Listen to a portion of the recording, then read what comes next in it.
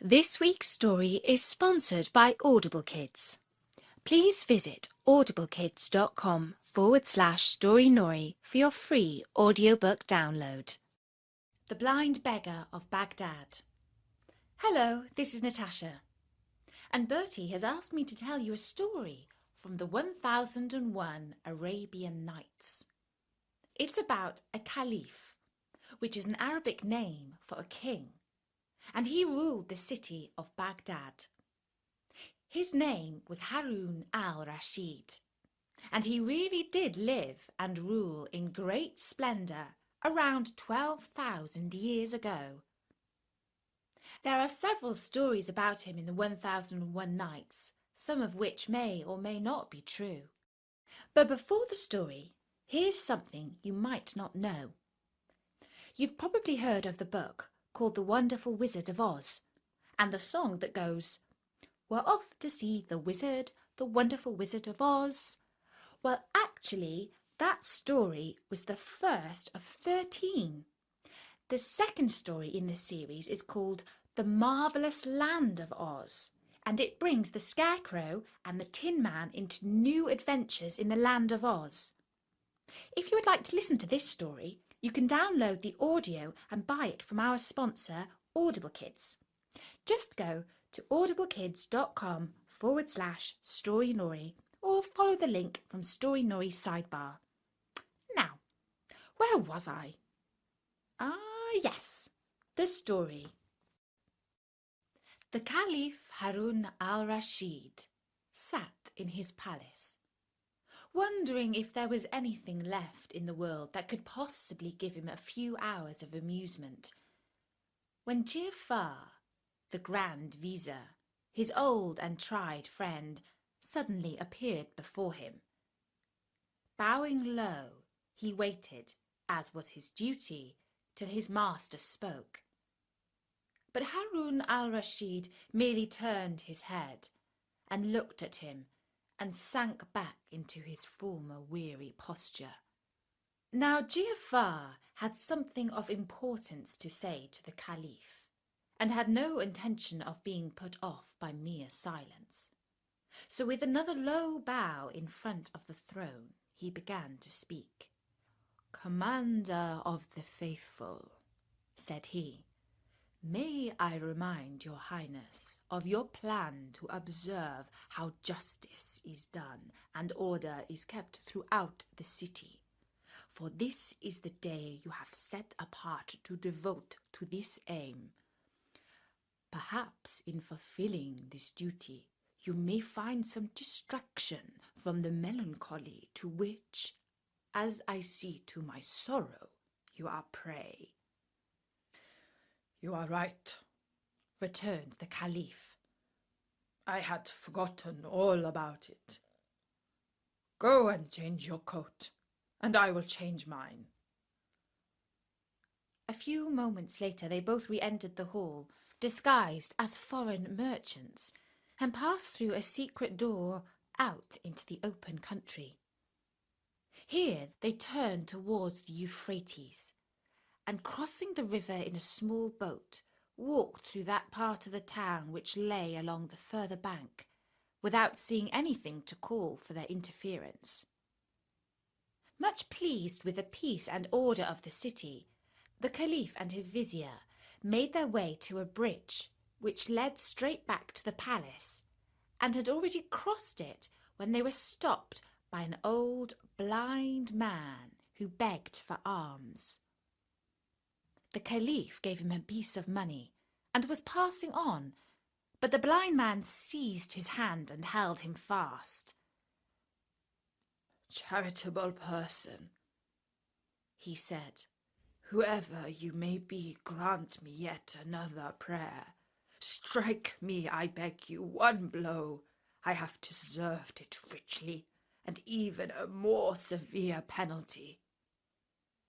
The Caliph, much surprised at this request, replied gently, "My good man, that which you ask is impossible. Of what use would my alms be if I treated you so ill?" and as he spoke he began to lose the grasp of the blind beggar. "My lord," answered the man, "pardon my boldness and persistence. Take back your money or give me the blow which I crave, and if you knew all, you would feel that the punishment is not a tenth part of what I deserve." Moved by these words, and perhaps still more by the fact that he had other business to attend to, the Caliph yielded and struck him lightly on the shoulder. Then he continued his road, followed by the blessing of the blind man. When they were out of earshot, he said to the vizier, "There must be something very odd to make that man act so. I should like to find out what is the reason. Go back to him, tell him who I am, and order him to come without fail to the palace tomorrow after the hour of evening prayer." The next day, after evening prayer, the Caliph entered the hall and was followed by the vizier, bringing with him the blind man of whom we have spoken. They bowed themselves low before the throne, and then the Caliph made them rise and asked the blind man his name. "Baba Abdallah, your Highness," said he. "Baba Abdallah," returned the Caliph, "your way of asking alms yesterday seemed to me so strange that I almost commanded you then and there to cease from causing such a public scandal. But I have sent for you to inquire what was your motive in making such a curious vow. When I know the reason, I shall be able to judge whether you can be permitted to continue to practice it, for I cannot help thinking that it sets a very bad example to others. Tell me, therefore, the whole truth, and conceal nothing." "I was born, Commander of the Faithful, in Baghdad, and was left an orphan while I was a very young man, for my parents died within a few days of each other. I had inherited from them a small fortune, which I worked hard night and day to increase, till at last I found myself the owner of 8 camels.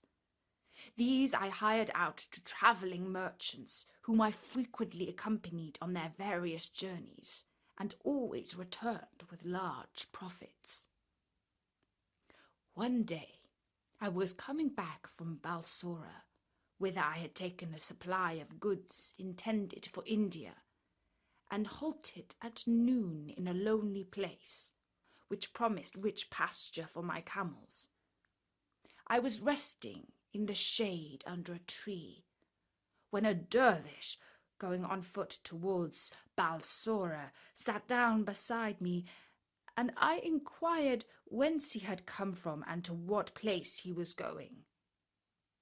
We soon made friends, and after we had asked each other the usual questions, we produced the food we had shared with us and satisfied our hunger.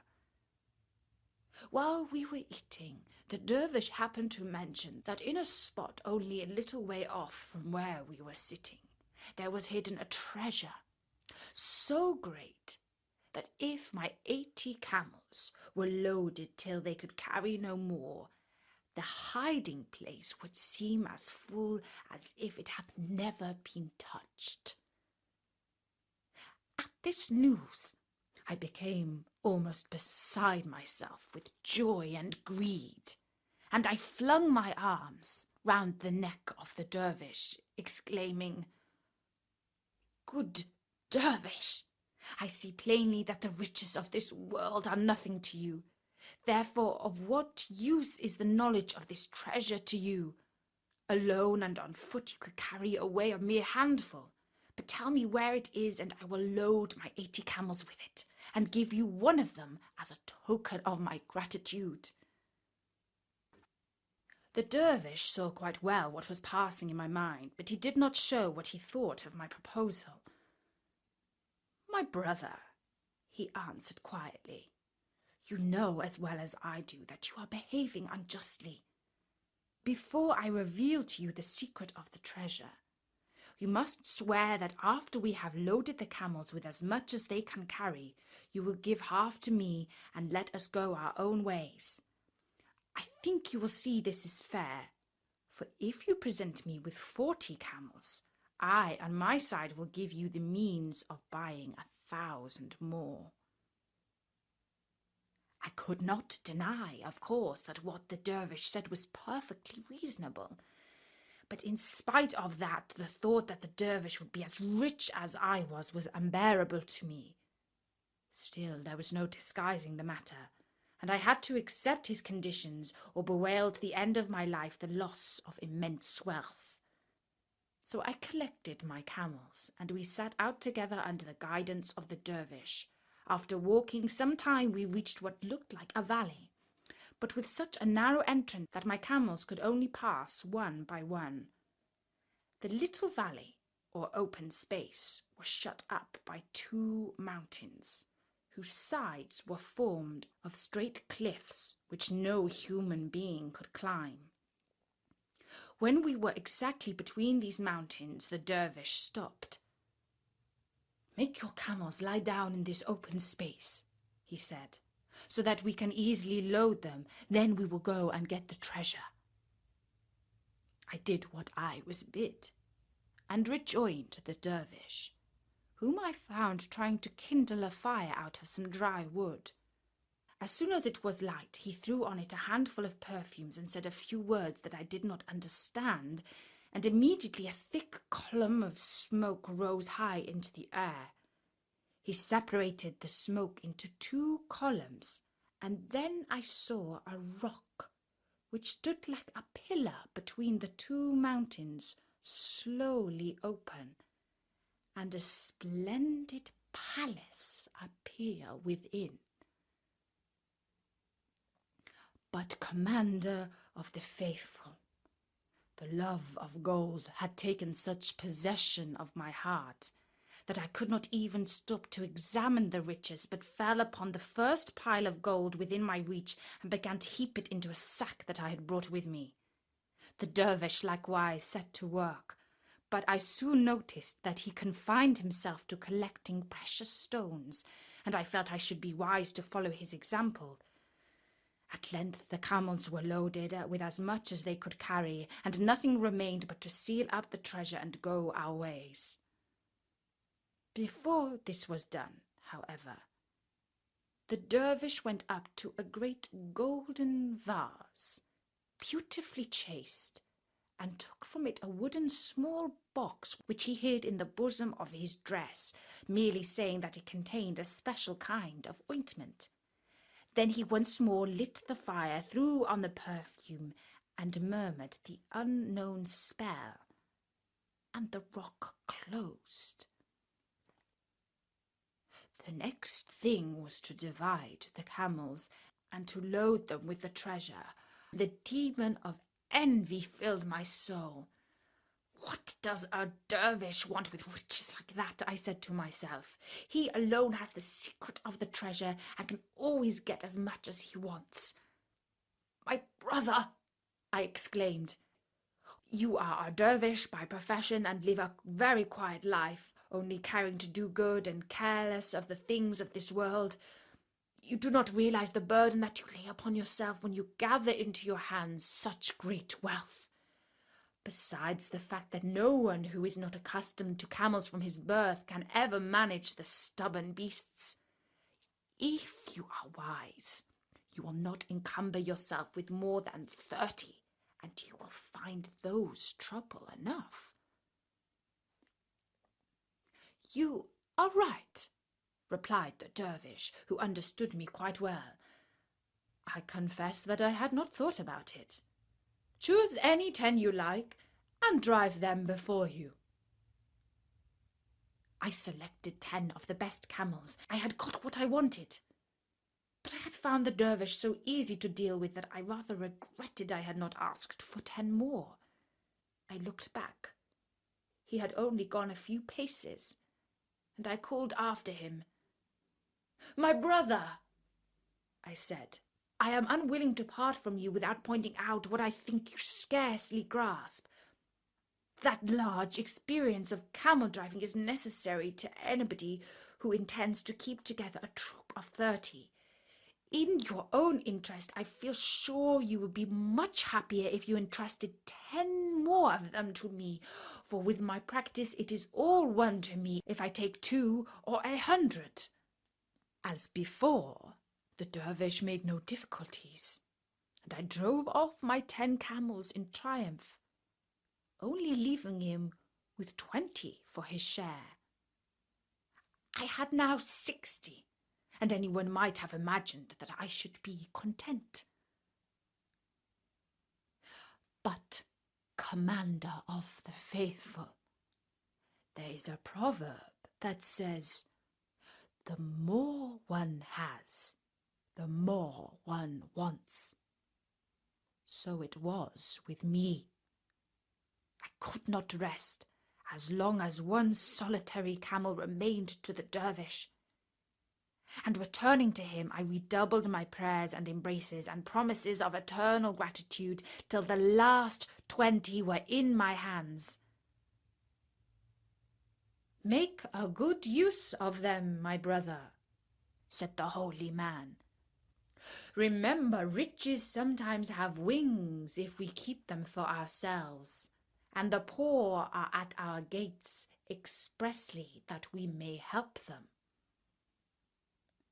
My eyes were so blinded by gold that I paid no heed to his wise counsel, and only looked about for something else to grasp.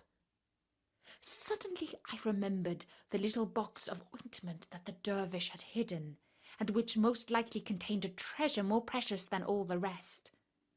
Giving him one last embrace, I observed accidentally, "What are you going to do with that little box of ointment? It seems hardly worth taking with you. You might as well let me have it." And really, a dervish who has given up the world has no need of ointment. Oh, if only he had refused my request. But then supposing he had, I should have got possession of it by force. So great was the madness that had laid hold upon me. However, far from refusing it, the dervish at once held it out, saying gracefully, "Take it, my friend, and if there is anything else I can do to make you happy, you must let me know." Directly the box was in my hands, I wrenched off the cover. "Are you so kind?" I said. "Tell me, I pray you, what are the virtues of this ointment?" "They are most curious and interesting," replied the dervish. "If you apply a little of it to your left eye, you will behold in an instant all the treasures hidden in the bowels of the earth. But beware lest you touch your right eye with it, or your sight will be destroyed forever." His words excited my curiosity to the highest pitch. "Make trial on me, I implore you," I cried, holding out the box to the dervish. "You will know how to do it better than I. I am burning with impatience to test its charms." The dervish took the box I had extended to him, and bidding me shut my left eye, touched it gently with the ointment. When I opened it again, I saw spread out, as it were before me, treasures of every kind and without number. But as all this time I had been obliged to keep my right eye closed, which was very fatiguing, I begged the dervish to apply the ointment to that eye also. "If you will insist upon it, I will do it," answered the dervish. "But you must remember what I told you just now, that if it touches your right eye, you will become blind on the spot." unluckily, in spite of my having proved the truth of the dervish's words in so many instances, I was firmly convinced that he was now keeping concealed from me some hidden and precious virtue of the ointment. So I turned a deaf ear to what he said. "My brother," I replied, smiling, "I see you are joking. It is not natural that the same ointment should have two such exactly opposite effects." "It is true all the same," answered the dervish, "and it would be well for you if you believed my word." But I would not believe, and dazzled by the greed of avarice, I thought that if for one eye could show me riches, the other might teach me how to get possession of them. And I continued to press the dervish to anoint my right eye, but this he resolutely declined to do. "After having conferred such benefits on you," said he, "I am loath indeed to work you such evil. Think what it is to be blind, and do not force me to do what you will repent as long as you live." It was of no use. "My brother," I said firmly, "pray say no more, but do what I ask. You have most generously responded to my wishes up to this time. Dare not spoil my recollection of you for a thing of such little consequence. Let what will happen, I take it on my own head, and will never reproach you." "Since you are determined upon it," he answered with a sigh, "there is no use talking." And taking the ointment, he laid some on my right eye, which was tight shut. When I tried to open it, heavy clouds of darkness floated before me. I was as blind as you see me now. "Miserable dervish!" I shrieked. "So it is true after all! Into what a bottomless pit has my lust after gold plunged me!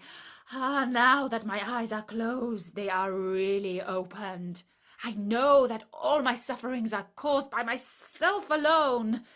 But, good brother, you who are so kind and charitable and know the secrets of such vast learning, have you nothing that will give me my sight back?"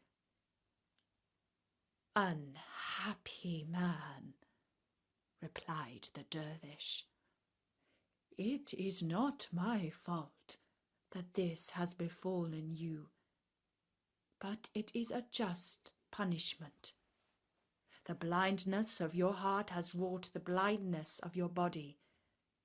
Yes, I have secrets that you have seen in the short time that we have known each other, but I have none that will give you your sight back. You have proved yourself unworthy of the riches that you were given. Now they have passed unto my hands, whence they will flow into the hands of others less greedy and ungrateful as you are."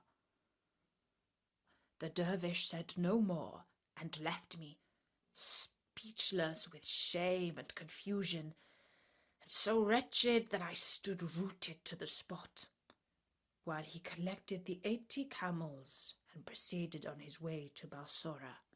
And I should soon have been dead of hunger and misery if some merchants had not come along the track the following day and kindly brought me back to Baghdad. From a rich man, I had in one moment become a beggar. But in order to expiate the sin of avarice, which was my undoing, I oblige each passer-by to give me a blow. This, commander of the faithful, is my story.